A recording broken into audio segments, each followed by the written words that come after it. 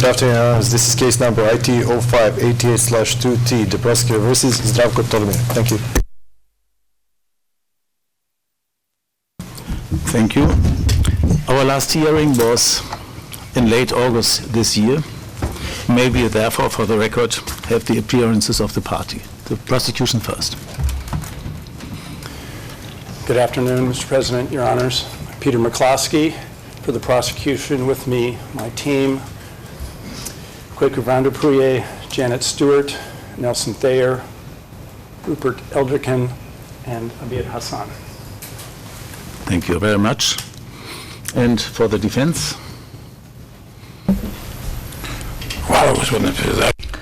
Thank you, Mr. President. Greetings to everybody in the courtroom. And I wish for these proceedings to be concluded in accordance with the God's will. I represent myself. I'm Tolimir, and with me I have Mr. Gajic, Dobrica Stefanovic, Milan Kurnijevic, and Ivan Todorovsky was unable to join us due to traffic jam. Thank you. Thank you very much. This chamber is sitting today to pronounce the judgment in the trial against the accused, in this case, Mr. Zdravko Tolimir. To this end, it will provide a summary of its findings of the charges against the accused before coming to its disposition. The Chamber emphasizes that this summary is not part of the judgment. The only authoritative account of the Chamber's findings is to be found in the written judgment, copies of which will be made available to the parties at the conclusion of this sitting. Mr. Tolimir was first indicted in 2005. In that year, his case was joined with that of the accused in the Popovic et al. Case. On 15th August 2006, with the accused remaining at large, his case was severed from the joint case and a separate indictment was filed against him later that same month. On 31st May 2007, the accused was arrested and transferred to the tribunal the next day. Following his refusal to identify himself and to enter a plea at his initial appearance before the Chamber on 4 June 2007, a plea of not guilty was entered on his behalf on 3rd July 2007 in accordance with the rules of procedure and evidence of the tribunal. The operative indictment against the accused in this case was filed on 4 November 2009. The trial in this case commenced on 26 February 2010. The accused elected to represent himself but had the assistance of legal staff, including his legal advisor, Mr. Alexander Gajic, who had a limited right of audience before this chamber. The case ended earlier this year with the parties' closing arguments held from 21st to 23rd of August. The chamber set for a total of 242 trial days, producing over 19,000 transcript pages. It admitted nearly 3,500 exhibits into evidence. The prosecution adduced the evidence of 183 witnesses. The defense presented 4 witnesses. I take this opportunity to reiterate our appreciation to the parties for their professional and respectful attitude towards one another, which no doubt contributed to this trial moving along so efficiently. I also want to thank again all those who have been working behind the scenes for the last nearly 3 years, without whom none of the proceedings before this tribunal would be possible. The Chamber will now set out the charges against the accused, and that will then move on to summarize its main findings. Mr. Zdravko Tolimir was one of the assistant commanders of the main staff of the Army of the Republika Srpska and chief of the Sector for Intelligence and Security Affairs within the main staff. In this capacity, he is charged as being a member of two joint criminal enterprises. The first, a joint criminal enterprise to murder the able-bodied Bosnian Muslim men from the enclave of Srebrenica between approximately 11 July and 1st November 1995. The second, a joint criminal enterprise to forcibly remove and deport the Bosnian Muslim population from the enclaves of Srebrenica and Jepa, which allegedly commenced with the issuance of Directive 7 in March of 1995 and culminated in the actual removal of the populations from these enclaves from July to August 1995. The Chamber shall refer to the Army of Republika Srpska as the VRS and to the alleged joint criminal enterprises in shortened forms as the JCE to murder and the JCE to forcibly remove throughout this summary. The accused is further charged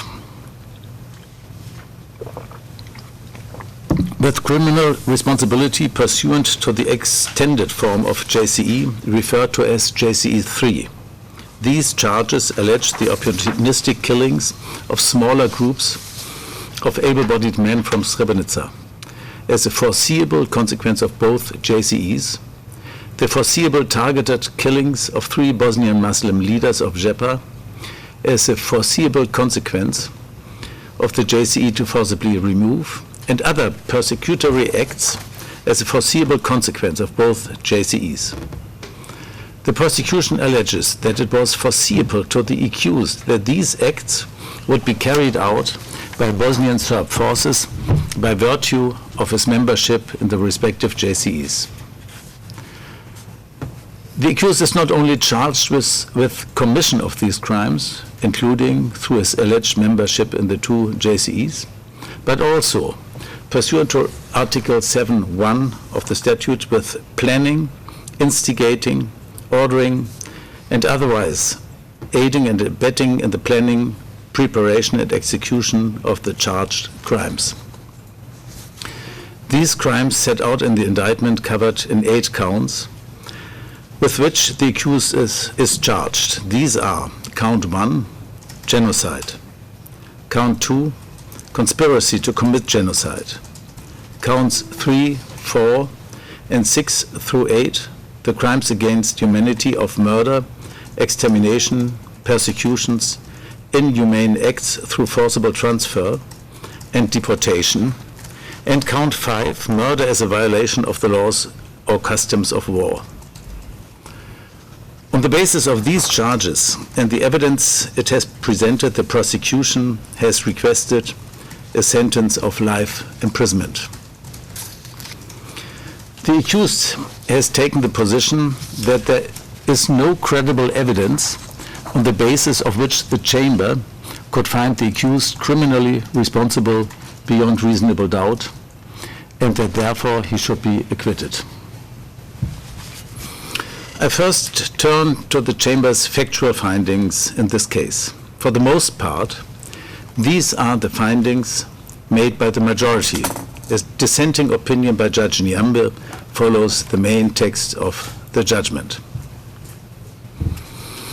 The crimes charged in the indictment relate to the months of March through November 1995 in a relatively small area of eastern Bosnia and Herzegovina.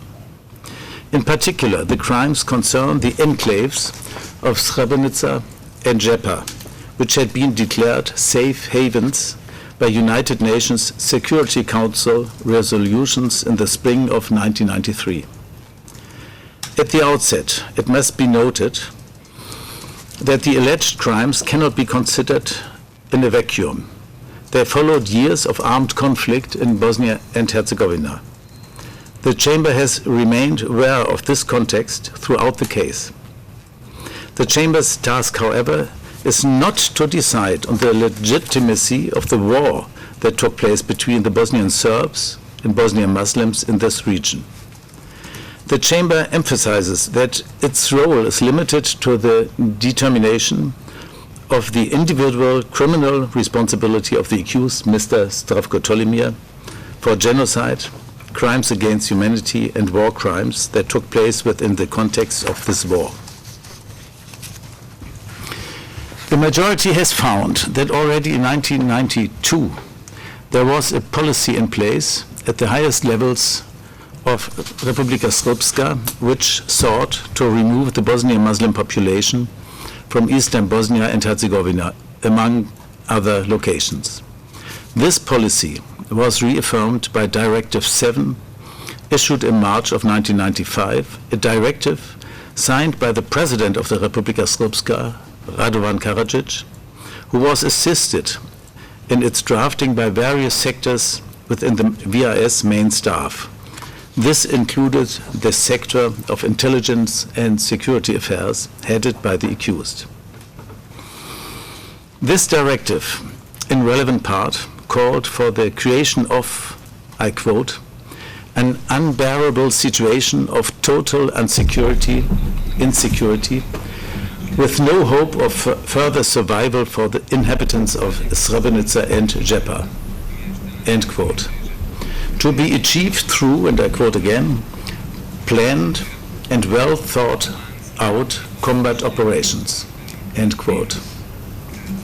This directive further called for the reduction and limitation of logistics support to the United Nations Protection Force, abbreviated as UNPROFOR, in the enclaves, as well as, I quote, the material resources for the Muslim population, making them dependent on our goodwill, while at the same time avoiding condemnation by the international community and international public opinion, end quote.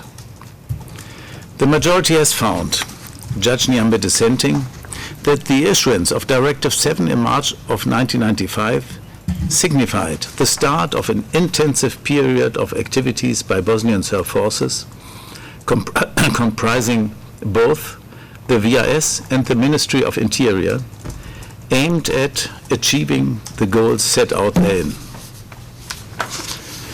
The majority has found that immediately following the issuance of Directive 7, the VRS engaged in a system of restrictions on humanitarian aid and UNPROFOR resupply convoys to both the Srebrenica and Jepa enclaves.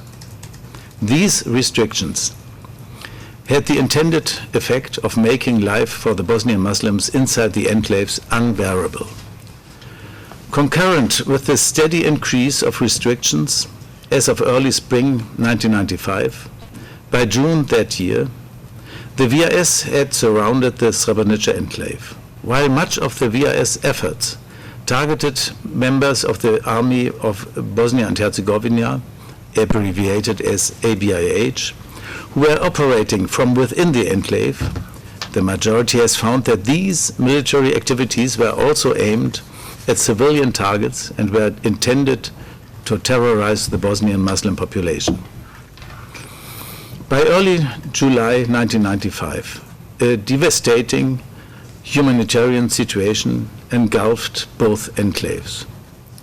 Also by this time, the VRS attacks on the Srebrenica enclave became more overt as it launched an operation called Krivaya 95 to, I quote, create conditions for the elimination of the enclaves, end quote. A goal that was expanded with the capture of Srebrenica town within a matter of days. The majority, Judge Nyambe dissenting, has found that the VRS activities against the enclave, set out in full detail in the written judgment, were intended to remove both the Bosnian Muslim military and the civilian population from the enclave and were consistent with the goals set out in Directive 7 to make life unbearable with no hope of survival for the enclave's inhabitants. Through its simultaneous restriction of humanitarian aid and its military attacks on the civilian population, the VRS achieved these goals. On 11 July, Srebrenica fell. The VRS met with no resistance. High-ranking VIS officers and members of the 10th Sabotage Detachment of the main staff took a triumphant walk through the town. VIS main staff commander Mladic declared that, I quote, "The time has come to take revenge on the Turks in this region," end quote. And, I quote again, "We give this town to the Serb people as a gift," end quote. A column of thousands of able-bodied Muslim men, with some women and children, had already started making its way through the woods towards villages northwest of Srebrenica. From there, a decision was made by the Bosnian Muslims to form a column and attempt a breakthrough to Tuzla at ABIH-held territory. The column was comprised of some 10,000 to 16,000 Bosnian Muslims and was several kilometers long, with the concentration of armed men heading the column in an attempt to provide security for the civilians, including women and children. Meanwhile, thousands of women, children and elderly, instead of joining the column, made their way to seek refuge at the UN compound in Potocari, hoping for protection there. The road along which they walked was shelled by the VIS. The majority, Judge Nyambe dissenting, has found this shelling to have been intended to further terrorize an already frightened and vulnerable population.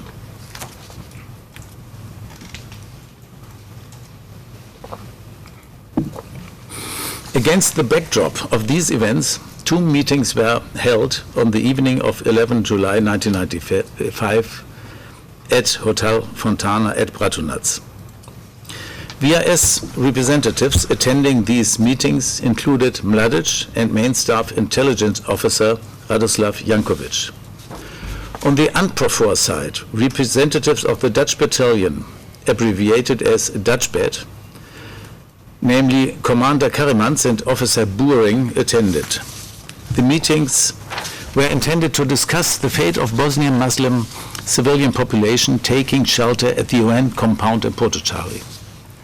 The majority has found, however, Judge Nyambe dissenting, that the meetings were a false demonstration of a good faith effort by the VIS to find a solution for the population. The majority has found that these meetings were held in a threatening and intimidating atmosphere created by the VIS. Mladic, who led the meetings, told a Bosnian Muslim school teacher who had been requested to attend as a representative of the population that the Bosnian Muslim population could either, I quote, "survive or disappear," end quote. Mladic coordinated the survival of the population upon the disarming of the members of the ABIH in the enclave. A third meeting was held at Hotel Fontana on the morning of 12th July. Mladic repeated his threat made the night before, telling the frightened Bosnian Muslim representatives, I quote, "As I told this gentleman last night, you can either survive or disappear," end quote. Also at this meeting, the VIS made clear their intention to screen the men amongst the crowd in Potocari for their alleged participation in war crimes.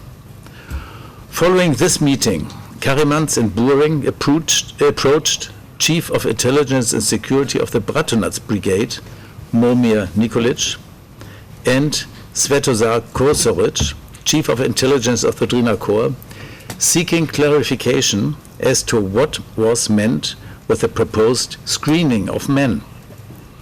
Momir Nikolic told them that they should get lost, that everything had already been agreed on, and that the transportation of the Bosnian Muslims from Potocari had already started. By the end of 12 July, a total of approximately 25,000 to 30,000 Bosnian Muslim civilians, mainly women, children and elderly, had sought refuge at the UN compound in Potocari. On the morning of 12 July, Bosnian Serb forces took over Potocari disarming members of Judgement and mingling amongst the crowd, cursing, mocking, and mistreating Bosnian Muslim civilians. Some were handing out bread and water while being filmed by a Serb camera crew. The moment the camera crew stopped filming, the forces stopped handing out bread and even took some of it back.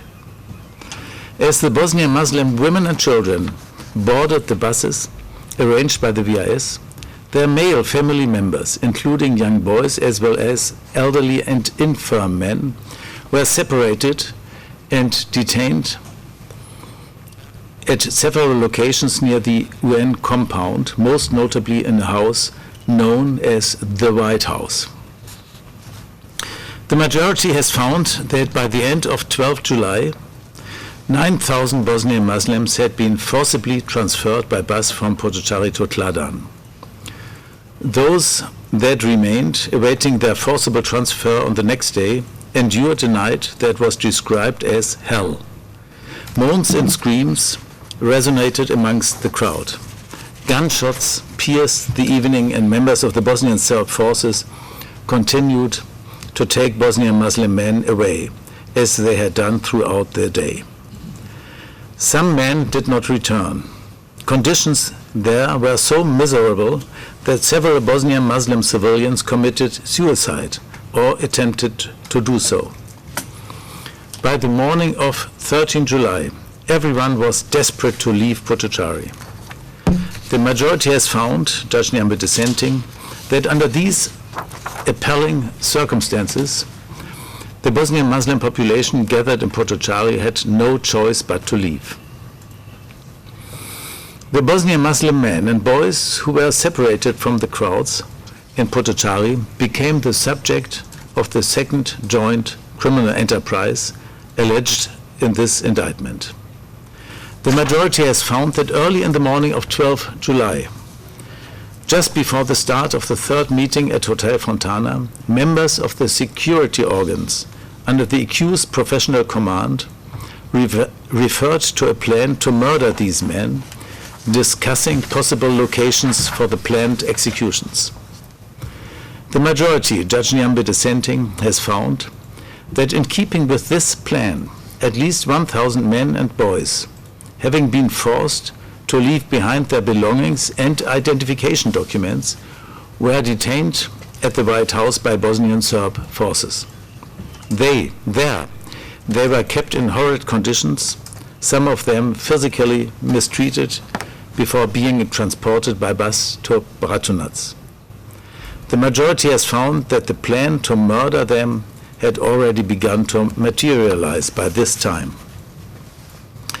In Bratunac, on 12 and 13 July, the men and boys from Potocari were joined by thousands of Bosnian Muslim men from the column that had started moving towards Tuzla, who had been captured by or surrendered to the Bosnian Serb forces.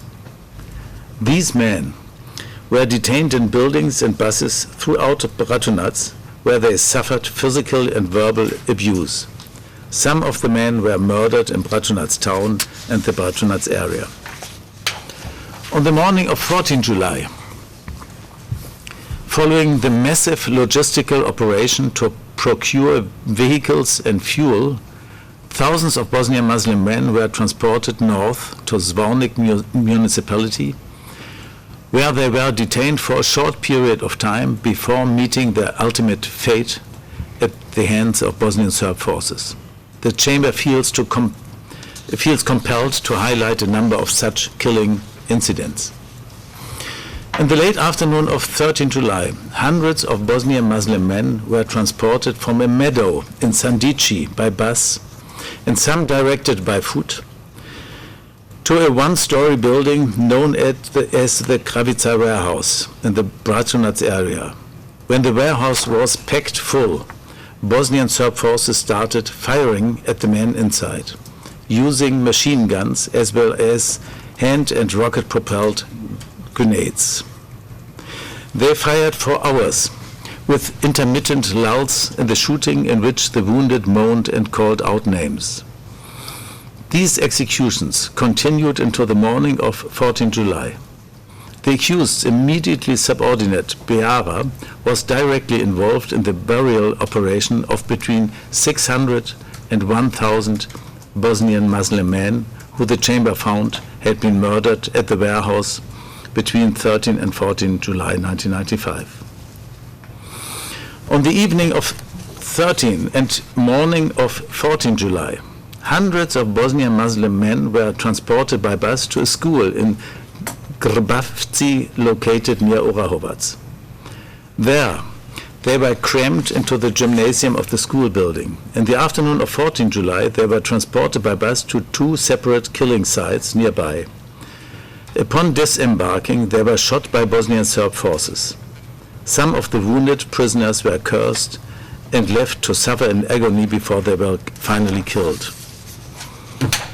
One of the groups of prisoners included a boy of approximately 5 to 6 years old who, after being shot at, stood up from the pile of bodies and called out for his father. Up to 2,500 Bosnian Muslim men were murdered at Grbavci school on that day. They too were buried in a mass grave. On the morning of 16 July, hundreds of Bosnian Muslim men who had been detained at a school near the village of Pilica were transported to a plot of land known as the Branjevo military farm. Upon arrival at this location, they were led down a path to a meadow where they were shot at by Bosnian Serb forces. After each round of shooting, the forces asked whether there were any survivors. Those who answered were shot in the head. The executions lasted until the late afternoon of 16 July, killing approximately 1,000 to 1,500 Bosnian Muslim men. Following this massive execution, another approximately 500 Bosnian Muslim men were executed by Bosnian Serb forces inside a cultural center in Pilica. There are no known survivors of this execution. These bodies were transported to a Branjevo military farm, where over the course of the next day they were buried together with the bodies of people killed at the farm. At least 1,656 Bosnian Muslim men were murdered at the Branjevo military farm and Pilica Cultural Center. The chamber has found that the suffering these men went through in the moments leading up to their deaths must have been unbearable. On many occasions, those who were waiting to be shot saw others before them executed. The few survivors who lived to provide their testimony before the chamber gave harrowing accounts of what they had to endure. Following these murderous operations and the burial of the thousands of bodies in mass graves in September and October, Bosnian Serb forces, triggered by a main staff order, took measures to conceal these crimes. A massive reburial operation was set in place. The victims from Krapica warehouse, those killed in Orahovac, Petkovci Dam, Kozluk, Branjevo farm and Pilica, that had been buried after their murder, were disinterred and buried again in secondary grave sites at, to name a few, Hodzici Road, the Snagovo-Lipje Road, and a total of 12 sites along the Chanchari Road. Several of the accused subordinates, including Biara and Popovic, played a central role in this operation. The majority, Judge Nyambe dissenting, has found that from 13 July to sometime in August 1995, at least 4,970 Bosnian Muslim men, who are the subject of the charges in the indictment, were murdered during the implementation of the JCE2 murder. The majority emphasizes that this is a conservative calculation of the minimum number. The majority finds, Judge Nyambe dissenting, that the total number of Bosnian Muslim men from Srebrenica who were killed is, at a minimum, closer to 6,000. Following the forcible removal of the women, children and elderly from Potocari on 12 and 13 July, concurrent with the start of the implementation of the JCE to murder, by that same time, the VIS made preparations to launch an operation against the nearby enclave of Žepa. This attack followed the same pattern and course as the attack on the Srebrenica enclave just days prior and included some of the same forces.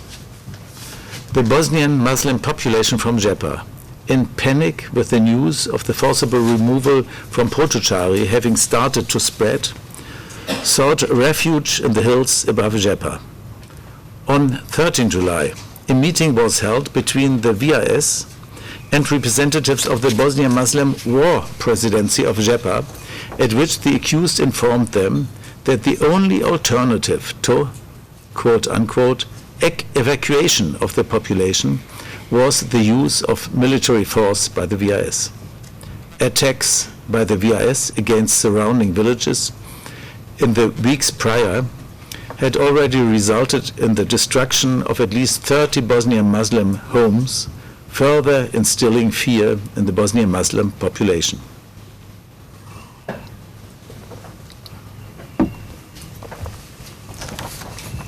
On 14 July, following the refusal of this alleged evacuation on the terms imposed by the accused, the VIS shelled the center of the enclave and took control of UNPROFOR observation posts. In the days thereafter, the VIS exerted pressure on the civilians hiding in the woods to return to Žepa in order to be transported out of the enclave.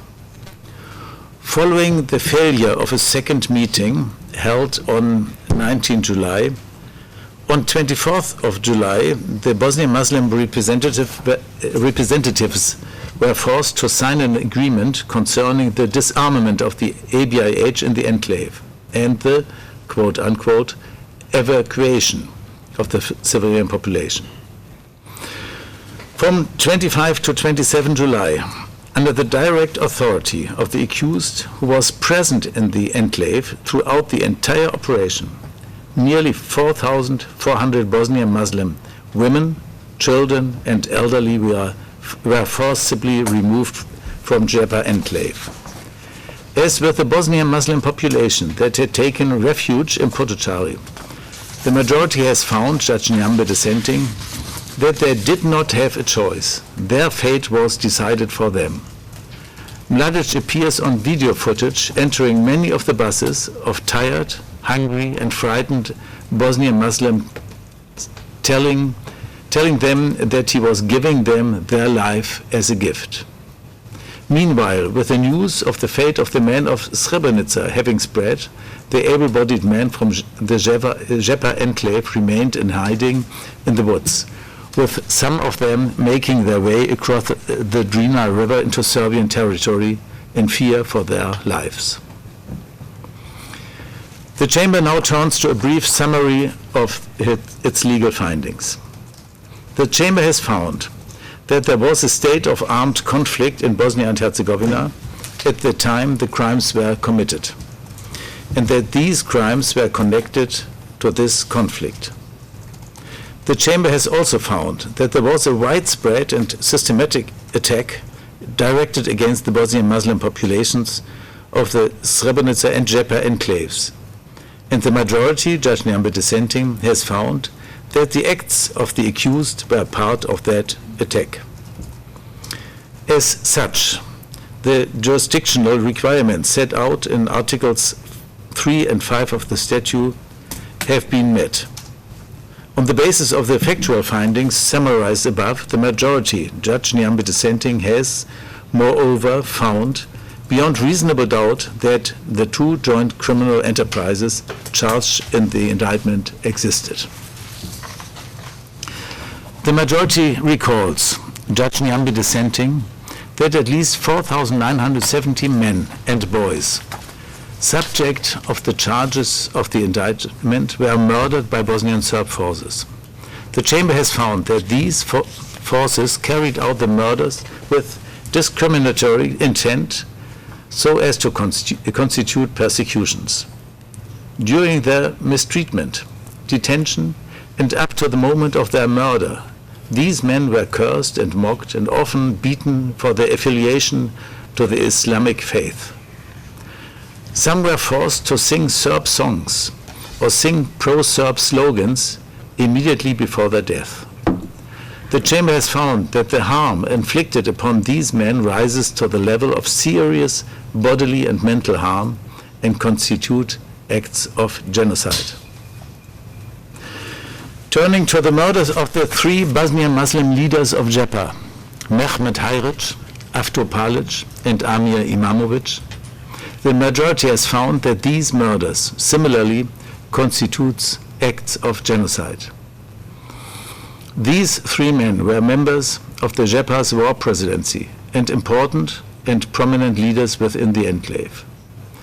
They were arrested shortly after the completion of the operation to forcibly remove the Bosnian Muslims from JEPA. They were held in detention for many days separately from others. The majority, Judge Nyambe dissenting, has found that sometime in the middle of August 1995, Bosnian Serb forces killed them and buried them in the same mass grave.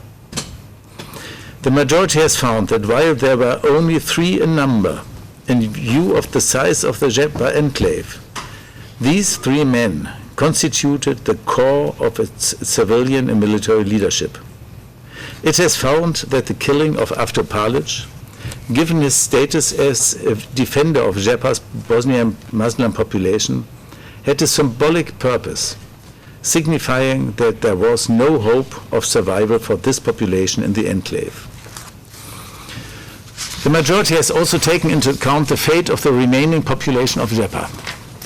Their forcible transfer immediately prior to the killing of the three of JEPA's most prominent leaders is a factor which supports the majority's finding of genocidal intent.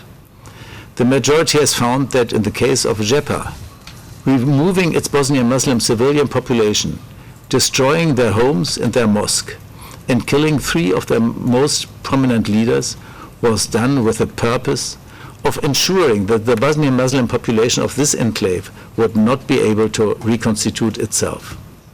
As such, the majority has found that Mehmet Hayrić, Avto Palić, and Amir Imamović were killed with the intention to destroy this population. The majority has found further that the suffering of the women, children, and elderly who were forcibly transferred from the Srebrenica and JEPA enclaves rises to the level of serious bodily or mental harm so as to amount to genocide. In its determination of whether the Bosnian Serb forces deliberately inflicted conditions of life that were calculated to bring about the destruction of the Bosnian Muslims in eastern Bosnia and Herzegovina, the majority, Judge Nyambe dissenting, has considered the overall effect of not only the forcible transfer operations of the women and children, but also the killing of the men. The majority finds that the combined effect of the forcible removal and murder operation had a devastating effect on the physical survival of the Bosnian Muslim population of eastern Bosnia and Herzegovina, and is satisfied that these operations were aimed at destroying this population. In conclusion, the majority, Judge Nyambe dissenting, in part, finds beyond reasonable doubt that the crimes of genocide, conspiracy to commit genocide, extermination, persecutions, inhumane acts through forcible transfer, and murder have been established. The Chamber, however, did not find that the crime of deportation was proved beyond reasonable doubt. Its reasons in this regard are set out in detail in the written judgment.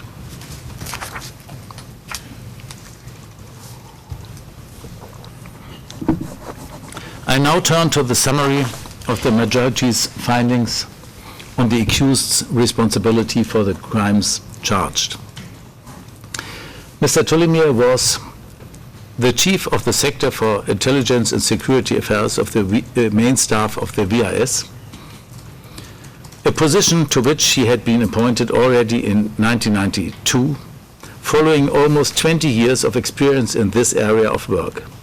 In June of 1994, he was promoted to a general major.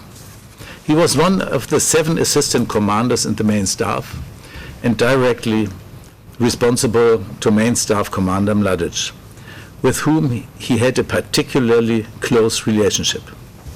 Mladic often consulted the accused before taking a decision and considered him to be a part of his, and I quote, inner core.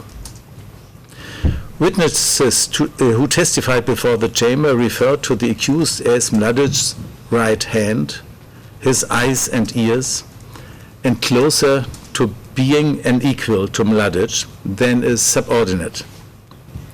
The Chief of Staff of the VIS main staff, Milovanovic, testified that the accused was the best informed officer of the VIS and that he, I quote, always knew more, end quote, than his immediate subordinates, the Chief of Intelligence Administration, Peter Salapura, and the Chief of the Security Administration, Ljubisha Beara. Mr. Tolimir was responsible for implementing all security and intelligence-related orders issued by Mladic and monitored this implementation through his supervision of all subordinates in the security and intelligence organs at the corps and brigade levels. One of his most significant tasks was to prevent the leakage of information and, as described by one witness, to, I quote, cover up the intention of the VIS, end quote. He was responsible for the assignments issued to the military police, which fell under the professional command of the security organs and was duty-bound to control the implementation of these assignments. He was kept informed of the work of the military police units on the ground. He was also responsible for the treatment and detention of prisoners of war. He oversaw the work of the main staff affiliated units, including the 10th Sabotage Detachment and the 65th Protection Regiment. The Chamber has found that there was an efficient reporting system in place within the VIS and that the accused received daily reports, both written and oral, from the subordinate intelligence and security organs. He took part in daily meetings attended by the inner circle of command of the VIS, at which the most important decisions would be taken. These meetings were attended by corps commanders when decisions concerning activities on the operational level would be made. At these meetings, Mr. Tolimir gave briefings on the security situation in the Republika Srpska, provided intelligence information, and made proposals for counteractions. He was kept apprised of any orders that Mladic gave directly to security and intelligence officers under his professional command. Mr. Tolimir was, moreover, capable of exercising general military command and could be dispatched to a command position, as occurred in Jepa at the end of July, where he assumed control over the operation to forcibly remove the Bosnian Muslim population of the enclave. He was one of the central contact persons for UNPROFOR with regard to convoy matters relating to both enclaves, and he was the counterpart of UN generals Nicolai, Janvier, Smith, and Gobillard. The majority has considered the accused's specific role in the VIS main staff when analyzing his acts and conduct. The majority, Judge Nyambe dissenting, has found that the accused was a member of the JCE to forcibly remove the Bosnian Muslim population from the enclaves from March 1995 onwards, and became a member of the JCE to murder the able-bodied man from Srebrenica at the latest in the afternoon of 13 July. He had full knowledge of the despicable criminal operations envisioned by these two enterprises and shared the intent to further their goals. The basis of his knowledge and the contributions of these JCEs is set out in full in the written judgment. For the purposes of this summary, the majority shall highlight some of the accused's actions from which it has inferred that the accused shared the intent with other members of the JCE to murder and the JCE to forcibly remove, and furthered these criminal operations. It must be stressed that this is by no means an exhaustive list. 1. From March 1995 onwards, the accused and his subordinates in the security organ were closely involved in the process of approving or rejecting UNPROFOR resupply convoys and humanitarian aid convoys into the enclaves of Srebrenica and Jepa, which contributed to the steadily increasing unbearable situations in the enclaves. 2. In communications with UNPROFOR in the days leading up to the takeover of Srebrenica by VIS forces, he denied the VIS attacks on the enclave, stalled communication on this issue, and made false claims that the VIS would do its best to calm the situation, while at the same time forwarding to the Drina Corps on 9 July 1995 Karadzic's order to continue operations to take over Srebrenica. 3. The accused subordinate, main staff intelligence officer Radoslav Jankovic, took part in the Hotel Fontana meetings held on the night of 11 and morning of 12 July 1995. The majority has found that the accused was informed and had knowledge of the discussions held at these meetings. Jankovic was present on the ground during the forcible removal of the Bosnian Muslim population from Potocari on 12 and 13 July. 4. In the afternoon of 13 July, the accused proposed that Bosnian Muslim men who had been captured in the Kasaba area and who were being detained along the main Milici-Zvornik road be placed indoors to remove them from sight. This proposal was followed up by an order by Mladic in line with the accused's proposal. The majority has found that the accused's proposal was made with a view to concealing the murder plan. 5. Also on 13 July, with full knowledge of the gathering of approximately 25,000 to 13,000 Bosnian Muslim civilians at the UN compound in Potocari, and of the separation of able-bodied men, the accused informed Chief of Intelligence and Security of the East Bosnia Corps, Milenko Todorovic, that the preparations for the arrival of 1,000 to 3,000 Bosnian Muslim men at the prison facility in Batkovic should cease.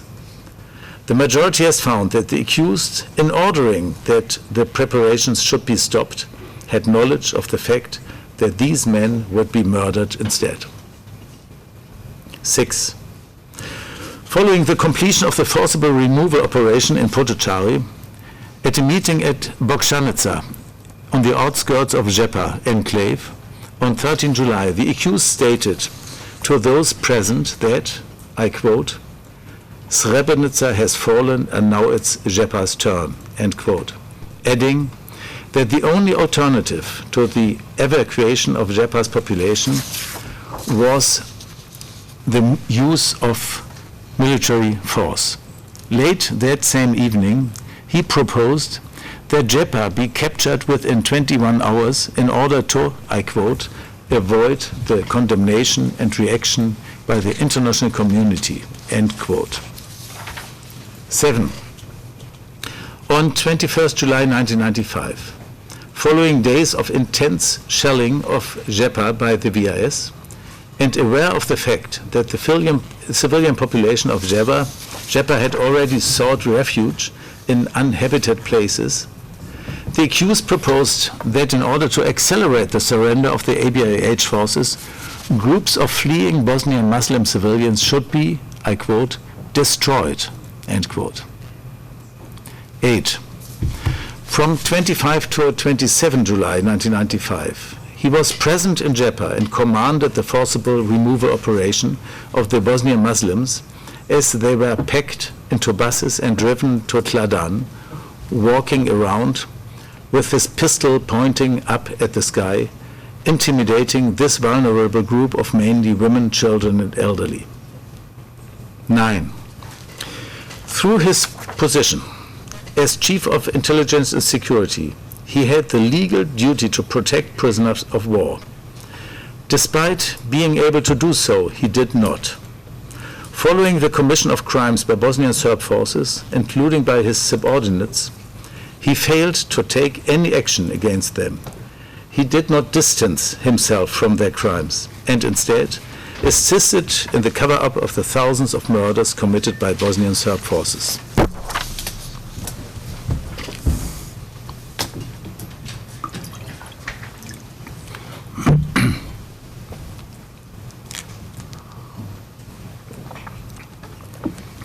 I will now turn to the majority's findings on the counts.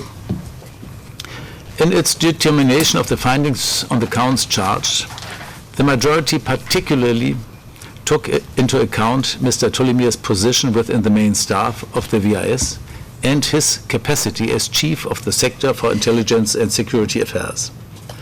The majority has, in addition, taken into account his education, experience as an officer, and his general capabilities with respect to his duties and responsibilities stemming from his specific professional position.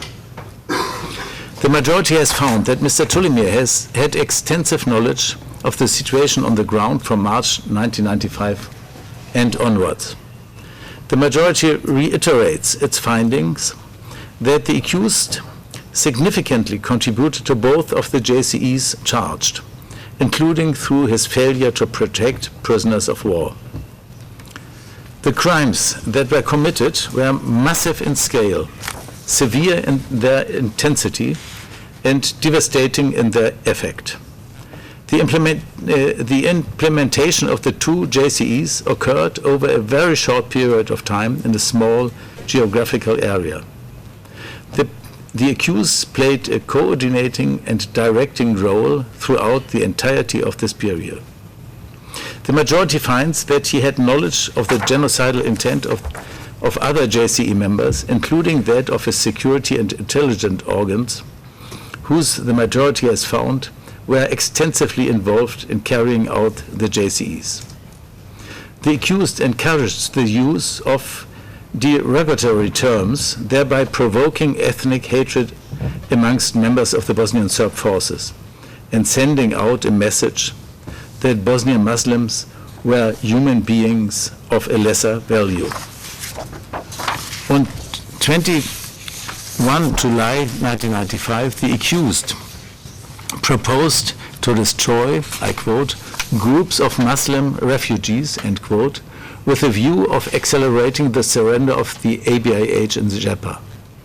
The majority finds that this proposal manifests the accused's own determination to destroy the Bosnian Muslim population. The only reasonable inference that the majority can draw on the totality of the evidence is that the accused not only had knowledge of the genocidal intent of others, but also possessed it himself. He is therefore responsible for the crime of genocide. He is also responsible, pursuant to JCE 3, for the murders of the 3 Bosnian Muslim men from Zepa, which the majority has found constituted genocide. The accused's involvement and that of his subordinates in the arrest and detention of these 3 men, on the basis of which the Chamber has made its finding of his responsibility, are set out in detail in the written judgment. Having found that there was an agreement between 2 or more people to commit the crime of genocide, and the accused entered into this agreement by the latest on the afternoon of 13 July 1995, the majority also finds the accused responsible for the crime of conspiracy to commit genocide with respect to the murder of the able-bodied men from Srebrenica. Having found, in addition, that a single, organized, and large-scale operation to murder Bosnian Muslim males existed with the requisite intent to kill on a massive scale, that the accused had knowledge of the scale and the scope of this operation, and that he consciously and deliberately supported the objective of this operation. The majority finds beyond reasonable doubt that the accused is responsible for the crime of extermination. The majority is, moreover, satisfied beyond reasonable doubt that through his participation in the JCE2 murder, including his failure to protect the prisoners of war, the accused had the requisite intent to murder the able-bodied man from Srebrenica and is therefore responsible for the crime of murder as charged. The majority further finds the accused criminally responsible for a number of murders that were pleaded as opportunistic and foreseeable targeted killings on the basis that they were reasonably foreseeable to him pursuant to a mode of liability referred to as JCE3. With respect to the crime of persecutions, the majority recalls its findings that the murders of the able-bodied Bosnian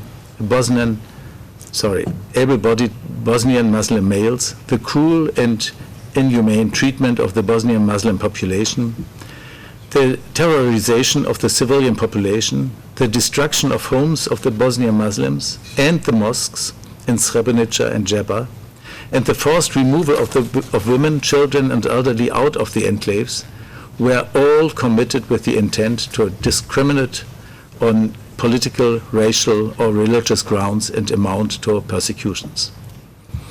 The majority concludes beyond reasonable doubt that the accused possessed the requisite discriminatory intent as he furthered the goal of the two JCEs, resulting in the crimes that have been established. Finally, the majority recalls its finding that the accused, having been found to be a member of the JCE to forcibly remove from its inception in March of 1995, shared the intent with other members of the JCE to remove Bosnian Muslim populations from the enclaves and significantly contributed to the realization of this common purpose. The majority finds that the accused possessed the requisite intent to forcibly displace the Bosnian Muslim population within a national border and is therefore criminally responsible for inhumane acts through forcible transfer as a crime against humanity. The Chamber did not find, however, that the transfer of Bosnian Muslim males to Bratunac and Zvornik as charged constituted the crime of forcible transfer, nor, as it indicated before, that the movement of the Bosnian Muslim men from Jebba to Serbia constituted the crime of deportation, for reasons set out in full in the written judgment.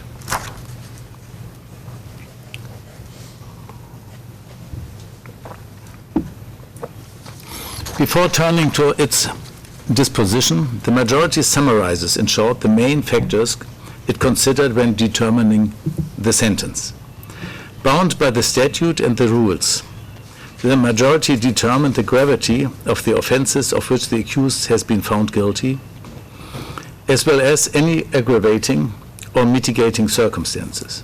In assessing the gravity of the offense, the majority has considered, in particular, the accused's contribution to the horrific mass execution of thousands of men and boys as part of an organized operation aimed at destroying the Bosnian Muslim population. It has furthermore considered the extreme suffering of the approximately 30,000 to 35,000 women and children forcibly removed from both enclaves and their inability to live a normal and constructive life to this day. The irreparable impact of these crimes on the victims and the accused's responsibility for their suffering have to be taken into account. With respect to aggravating circumstances, the majority has considered, in particular, the accused's high rank and central position within the VIS main staff, his duty and failure to ensure the safety of the thousands of prisoners of war following the fall of Srebrenica, his deliberate and active involvement and pivotal role in two JCEs, and the accused's abuse of his position in covering up the crimes that were committed. The majority considered several factors in mitigation, none of which it placed any weight on, save for the accused's good behavior in detention and following the start of the trial phase. The majority notes, however, that this sort of behavior should be commonplace and, viewed with the accused's obstructive behavior during the pre-trial proceedings, gives this good behavior little weight. This completes the summary of findings. I shall now read out the disposition. Mr. Zdravko Tolimir, would you please stand?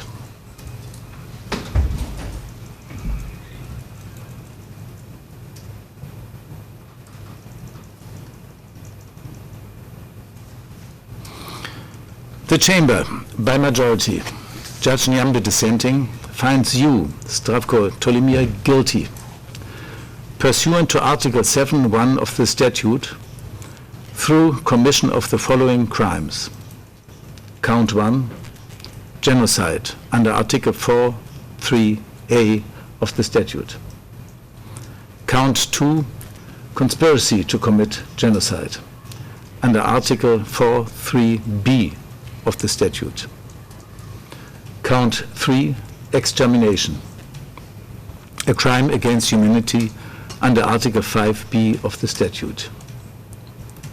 Count 5, murder, a violation of the laws or customs of war under Article 3 of the statute. Count 6, persecutions, a crime against humanity under Article 5(h) of the statute. Count 7, inhumane acts through forcible transfer, a crime against humanity under Article 5(i) of the statute.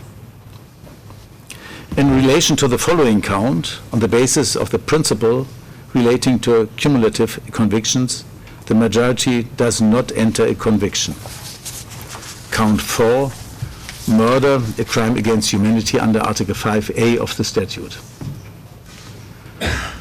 The Chamber finds you, Zdravko Tolimir, not guilty and thus acquits you of the following count, Count 8, deportation, a crime against humanity under Article 5(d) of the statute. The majority has set out in the written judgment the factors it has taken into account in its determination of the sentence. Zdravko Tolimir, you are hereby sentenced to life imprisonment. You are entitled to credit for the time served in detention until the day of this judgment and the period pending the finalization of arrangement for your transfer to the state where you will serve your sentence. You shall remain in the custody of this tribunal until the day of your transfer. You may be seated.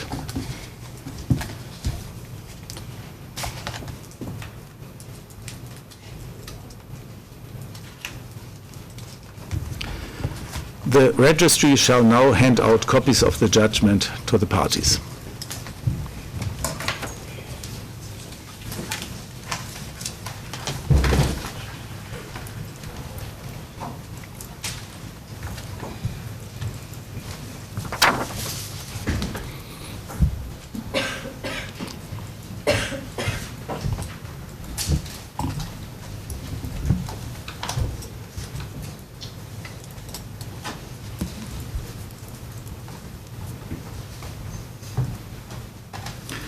This concludes the proceedings. We adjourn. All rise. Vive le lever.